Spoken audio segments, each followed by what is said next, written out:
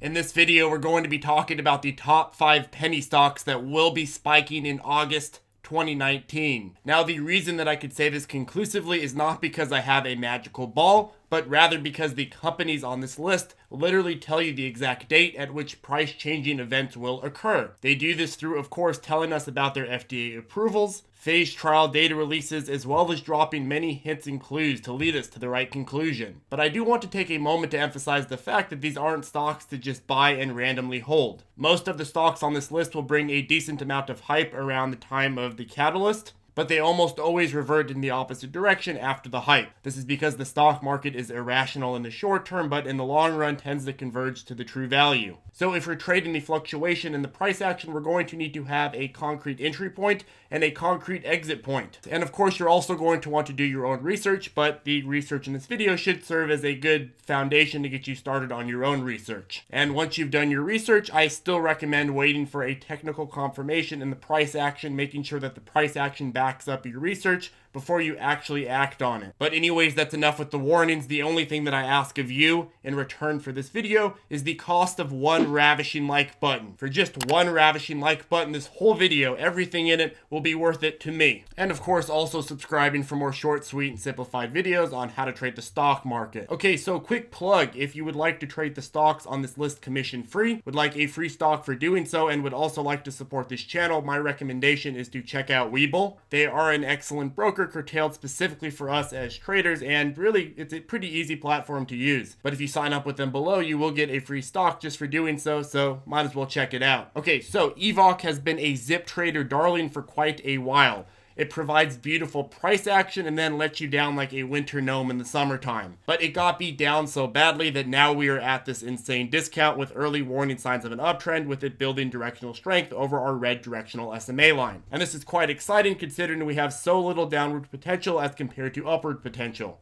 But to add sugar to this fire, EVOC will have a meeting on July 26th with the FDA, and this is EVOC's opportunity to use this as a way to pump up their desperate price action. But it also allows investors a glimpse of light at the end of the tunnel.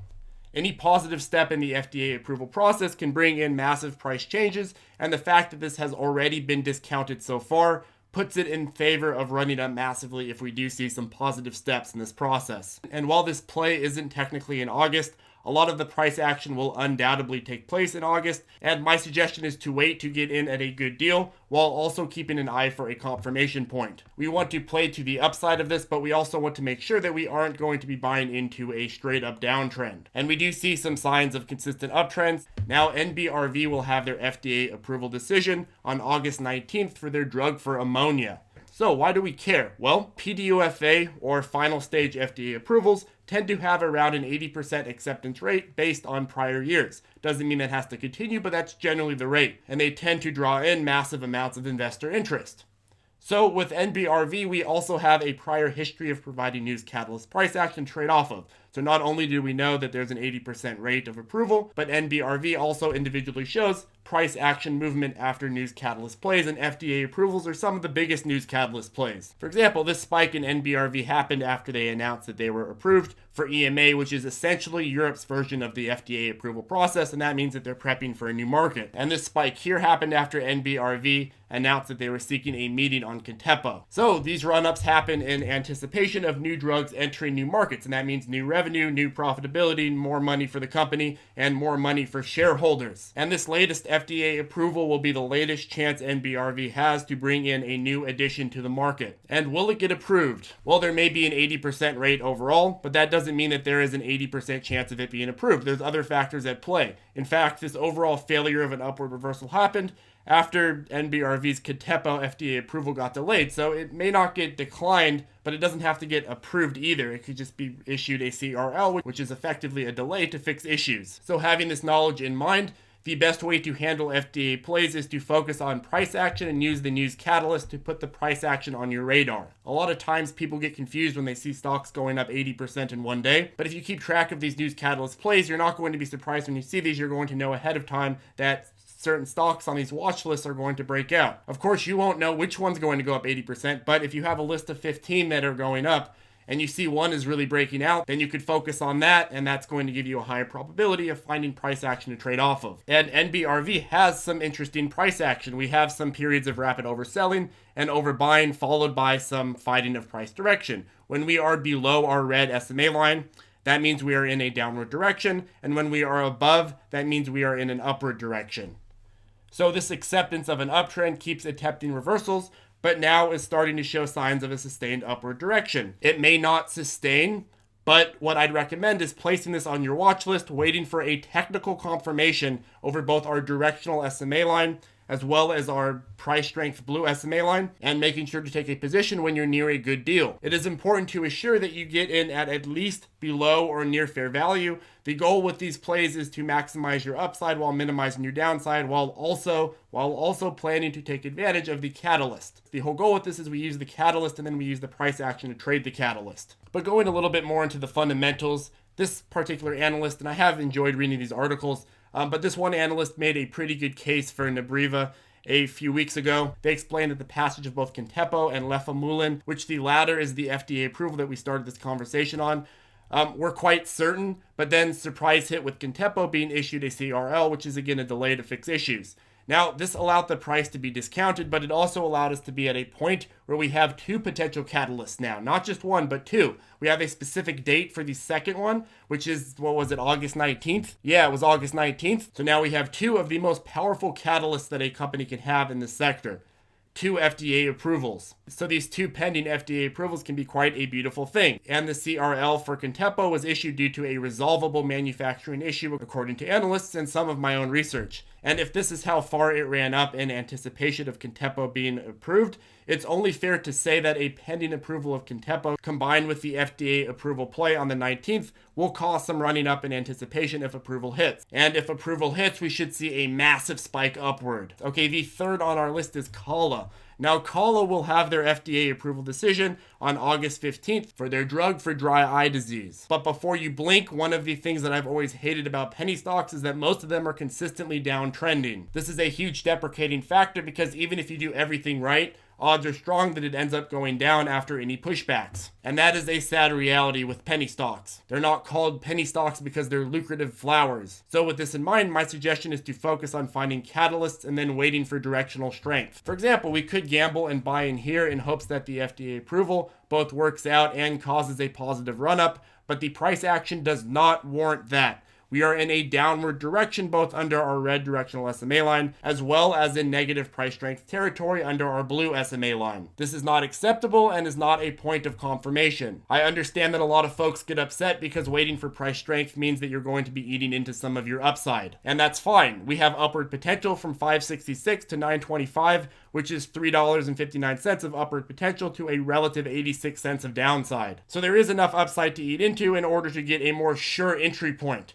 There's just no reason to take risky positions at stocks that are going downhill. So be patient and wait until the price action tells you it makes sense. You are going to be better off in the long run waiting on high probability entry points. Okay, now VNDA will have their FDA approval decision on August 16th. Now VNDA is not a penny stock by any means, as the wonderful SEC defines a penny stock as anything under $5. So I didn't include it in the number count for the video because that would have been unfair, but I am going to include it in this video because it has a major FDA approval, and so it's pretty relevant to the topic at hand. And honestly, it's been getting railroaded like a lot of the other ones on this list. But because of this massive discount, and FDA approval could completely change the direction. And VNDA is a pretty solid company. One of the only companies on this list that I would say is actually solid. The analysts have declared a upward sloping growth expectation, and the company has absolutely no debt on its balance sheet. For those of you who love buying undervalued companies, this could perhaps be a pretty good undervalued company. Contingent on a few factors though. But anyways, this beatdown has given it plenty of room to grow with no debt weighing it down, and while we as traders couldn't care less about a company's long-term growth potential, we know that this is the sort of thing that brings investors in, and when investors all come in upon an FDA approval decision, this allows us to trade off of their inbound fluctuations. But moreover, this downward pattern has led to shorts earning a decent profit. But the level of shorts has decreased from the prior settlement date, as short biased investors are getting more squeamish before the FDA approval decision. But there is still enough short interest to create a helpful short squeeze if we do see some rapid appreciation. Alright, now mRNS is attempting to solve the outbreak of new mothers being depressed after giving birth. This is known as postpartum depression, aka when you bring a newborn baby home and you realize it is just a crying germ ball. So in honor of all these new mothers, it's time to profit off the price action. We have an overall downward direction with recent attempts and rejections of upward reversals. What I'll be looking for is a holding off of upward direction and technical confirmation going into August and the third fiscal quarter. A slew of action can give birth to $6.63 of upward potential in a stock that has a previous pattern of running up massively in a few week time span. Make sure to get in at a good deal and a price confirmation. I say this all the time, but always wait for confirmation. Until the day I die, I will remind you, wait for confirmation, folks. On my tombstone, it will say, Charlie, waiting for confirmation. We don't take positions because we feel like it's a right time, but rather when the price action confirms it. Alright, now NTech. NTech's price action is blatantly disgusting, makes me want to gag. But NTech will have their phase 3 data release late July or sometime in August. Most likely in August for their drug for advanced Parkinson's. Now, every family has an Aunt Susan who has great intentions, but we still know inside that she's going down fast. This is a woman that's going off the cliff. So NTech is sort of the Aunt Susan of biopharma. But much like with Aunt Susan, we haven't given up hope. NTech just recently provided some beautiful price action back in late 2018 with overbuying and overselling. This phase data release could mark the start of a new trend, and this discount means that they have a lot of upside. But phase data releases aren't going to be events that recover all of this upside. They're just not strong enough of catalysts. But they are going to be relevant in that they can serve as a starting point to a reversal.